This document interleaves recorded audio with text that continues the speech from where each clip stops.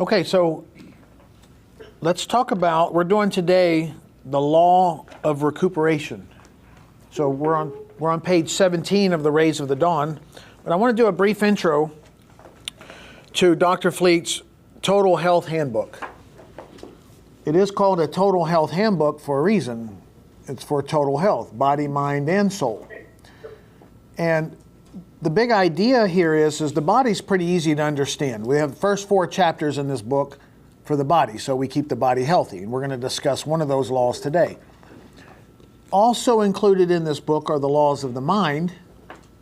And then we have their opposite, which Dr. Fleet called the laws of the soul. But really, they're just simply opposites. For instance, if you look on the back of your book, you have the law of the mind is fear. And then the law of the soul is faith. But they're just opposites. They're just labeled laws of mind, laws of soul. They're potential. So these laws of the soul are potentials. So if we get too far in the mind, we have its opposite potential in the soul. So if you have a high degree of fear, what happens is your fear goes up, your faith goes down. All you have to do is increase your faith, and that'll help decrease the fear, or just increase your faith and the fear levels out. Same with anger and patience. If you have a low patience, you're going to get angry easy. If you want to improve your anger, bring up your patience. And then what we attempt to do with this handbook is do both. So if you have fear or anger or worry or criticism or hate, you would simply read the chapter on the mind that fits that, and then read the chapter on the soul that balances or neutralizes that mental polarity. But today we're going to be focusing mainly on one of the laws of the body called the law of recuperation. But I want to explain to you why this is important for a couple reasons. I'm going to read to you from the chapter on the body from Dr. Fleet's concept therapy text, and here's just a brief idea. So think about the body in this way. The body is an instrument that is to be refined, to be improved, and to be trained so that it can be molded into such a form and made of such constituents as would suit the highest purpose of the person who lives inside. Well, that's you.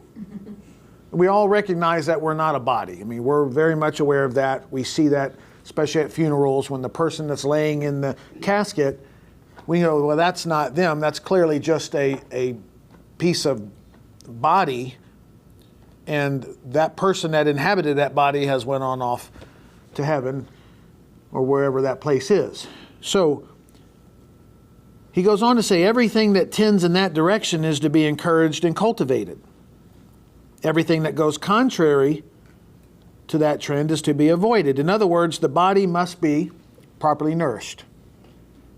The proper foods in sufficient quantities must be taken in the body to satisfy its needs. The muscles must be exercised and the joints move sufficiently. The body must have adequate sleep, rest, and recreation. Furthermore, the body must be kept clean inside and outside.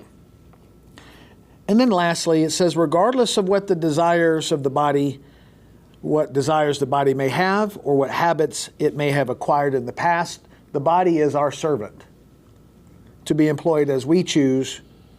But the moment the body takes the reins into its own hands and claims to guide us instead of being guided by us, at that moment, the whole purpose of life is subverted. And any kind of progress is rendered utterly impossible. And here is the starting point for any person who is in earnest or who is sincere about being healthy. So in essence, this body, the reason Dr. Fleet started with the laws of the body, and it was his very first 4 chapters that he put together in 1931 at the beginning. He started with the law of nourishment, and he put together these next 4 laws, law of movement, law of recuperation, and the law of sanitation, along with that law of nourishment, because he realized that if he was working on his patients, they needed to re-educate or retrain their life, their body, their sleep, their sanitation, their movement, because if they didn't take care of this instrument, then the power that created the universe, the God within, the nature that expresses through us, can only express as good as this physical body will allow it. And I liken it to a radio. A radio, if it's a broken radio, it can't tune into the signal. The signal's still there, it just can't tune it in. Or if the speaker's broke, the radio can tune in, but it can't play the message. And so our body is the same way. It is an instrument to be used for the purpose we were created for. And if this body is broken in any way, it cannot express its purpose. The power that flows through us is perfect, but the expression of that power is limited based on how we teach it. Now, we're going to talk about recuperation. There's 3 ways that we recuperate. One is obvious, sleep. We're going to talk about sleep. The other one is rest. It's different than sleep. We use different muscles. And the last one is recreation. And most people don't assume that that's part of recuperation. But I want to show you, when Dr. Fleet put this causes, it's the expressions, causes, and effects of disease chart together, he said that all disease is either caused, it's expressed organically and caused by poisons, which could be plants and animals and parasites and things like that. He said disease could be expressed structurally through trauma, so falls, slips, trips, stumbles, things like this. Or it could be expressed functionally through an autosuggestion, a psychosomatic, you might hear it today.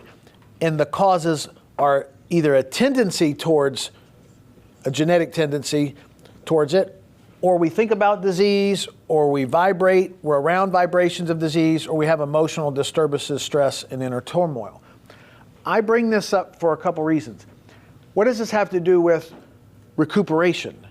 If we do not recuperate, which will correctly, we'll learn that toxins build up in the body. So poisons do not get eliminated. Therefore, we can create disease by not eliminating the toxins we accumulated through what we inhale or eat or drink. The body cleans out the lymphatic system. A lot of the mental illnesses today, especially the ones of things like Alzheimer's or some of these dementia things, plenty of research is showing that the brain is not clearing out junk when we don't rest and recuperate. Trauma. So let's say that we stay up way too much and we abuse the body and we don't rest it, we don't recuperate it, we don't sleep. The body will undergo a physical trauma. The muscles fatigue out, the bones fatigue, the brain fatigues. We deplete the body of what it needs. And then for sure, if we're tired, there's a mental component to our tiredness. There's a fatigue to our thoughts. We're so exhausted. Mental exhaustion can create disease. And behind all of that is incorrect reasoning. So every disease, no matter whether it's caused by poisons, trauma, or suggestion, autosuggestion, is due to an incorrect ability to reason. We did not reason correctly. And so part of the reason for this Rays of the Dawn and the part of the reason for the rest of Dr. Fleet's work is to teach us how to reason. And so he started with this to give us an education on how do we handle that part of ourselves that's, would say, polarized or emotional. We got to take care of the body. So this is a little bit of introduction into why would we study the laws of the body and how violating even simple as the law of recuperation can create all of these issues. All right.